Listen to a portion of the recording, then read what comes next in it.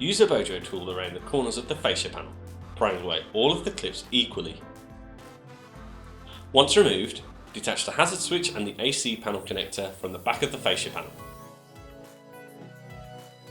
Begin to unscrew the main head unit, moving on to then remove it from the dashboard whilst disconnecting all of the wiring.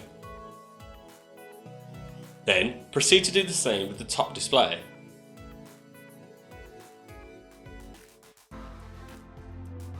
Starting by feeding the top display wiring up and behind the dashboard.